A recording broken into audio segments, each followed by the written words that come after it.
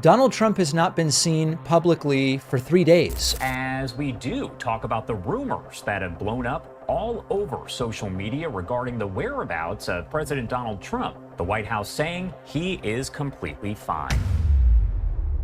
Imagine waking up to headlines claiming that one of the most powerful men in the world might not even be alive. Photos surface pale, stiff, strangely out of place. Videos appear old clips recycled as if they were new. And social media is filled with frantic claims, desperate denials, and even whispers of artificial intelligence tampering with reality. But here's the question. What's really happening behind the closed doors of the White House? In this story, we unraveled the bizarre weekend where Donald Trump tried and failed to prove he was alive, healthy, and in control. Was it simple political theater, or was something far stranger unfolding right before our eyes? Stay with me, because what you're about to see is a tangled web of deception, recycled images, suspicious posts, and contradictions that could rival the plot of a Hollywood thriller. Chapter 1. The Weekend at Dana's. It began quietly, too quietly. For days, Donald Trump had been absent from live cameras. His usual barrage of interviews, fiery speeches, and rallies had fallen silent. And when silence surrounds someone who thrives on noise, people start asking questions. The first clue came on a Sunday morning. A photo circulated online, supposedly showing Trump inside the Beast, the presidential limousine. At first glance, it looked ordinary enough. The former president riding in his car. A moment snapped on the go, but look closer. His skin appeared ghostly pale, far lighter than his usual orange hue. His expression was stiff, frozen, almost lifeless. Later that same day, another photo surfaced. This time, Trump was supposedly heading out for a round of golf. Again, he looked pale and diminished, with none of the energy or swagger his followers usually associated with him. Even stranger, he was wearing a dark hat, different from the one he'd been spotted with earlier. Still, the most bizarre detail was in the setting. MAGA influencers rushed to post photos of Trump playing golf, proudly pointing out palm trees in the background. The problem? Trump was allegedly golfing in Virginia that day. And if you know anything about Virginia, you know there are no palm trees. None. Which means the photo wasn't from that weekend at all. Suspicion deepened when Trump himself posted a proof of life's message on social media. It featured him playing golf with Jon Gruden, the disgraced former NFL coach. "Great playing golf with Jon Gruden," Trump wrote. On the surface, it was a casual post, but once again, the evidence betrayed him. Investigators quickly discovered that the photo was old, taken back on August 23rd, when Gruden himself had posted a similar picture. Even the outfits matched perfectly. Trump had simply recycled an old moment, pretending it was fresh proof of his weekend activities. This wasn't just sloppy, it was suspicious. Lawyers, analysts, and critics pointed out the inconsistencies. Why would a man so obsessed with appearing strong and untouchable rely on old photos? Why not appear live, wave to the cameras, or address his supporters directly? Instead, we got recycled images, strange statements, and awkward silences. And then came the posts. Trump's social media began filling with oddly worded updates. One declared, "Never felt better in my life." Another insisted,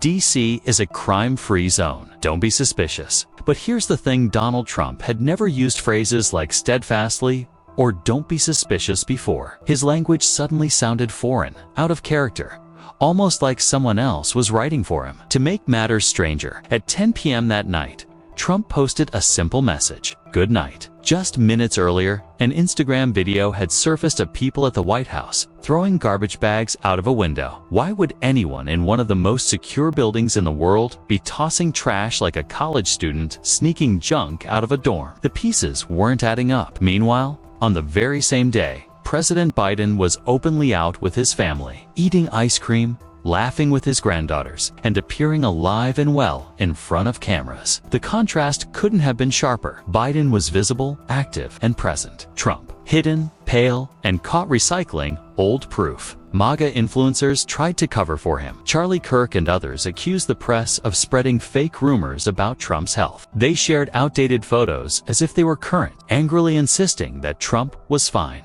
But each time a new picture emerged, internet detectives traced it back 2 weeks or even months earlier. It felt less like a weekend update and more like a movie weekend at Bernie's, where friends pretend a dead man is still alive. Only this time, It wasn't a comedy. It was real politics, with real consequences unfolding in front of millions of suspicious eyes. The big question hung heavy in the air. If Donald Trump was truly alive, healthy, and ready to lead, why couldn't he simply step in front of a camera and prove it? And that's where the story only begins. Because the deeper we look into that weekend, the stranger it gets. I suspicions. Bizarre fundraising emails about wanting to get to heaven, and wild economic claims that fall apart under the light of logic. But before we get there, let's pause and consider the opening act of this mystery. Photos that don't match the setting. Old images recycled as new. Posts written in words Trump never uses. Trash bags thrown out of White House windows. If this was all a show of strength, it failed miserably. Instead, it opened the door to one unsettling question. What exactly was happening inside Donald Trump's world that weekend? Chapter 2. Proof of life for proof of lies. As the weekend dragged on, Trump's digital footprint only made the mystery darker.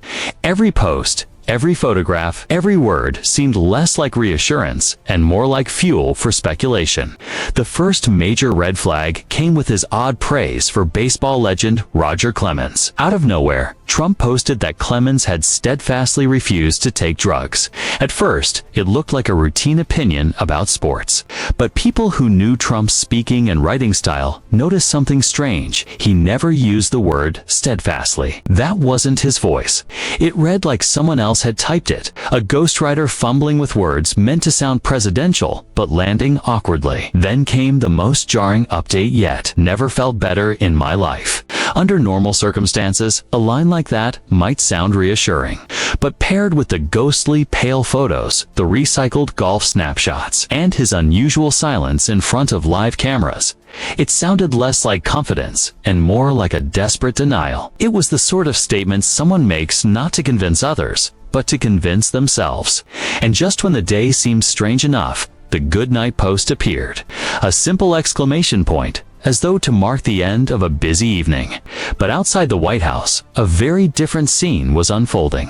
On Instagram, a video captured a bizarre moment. Someone throwing garbage bags out of a White House window.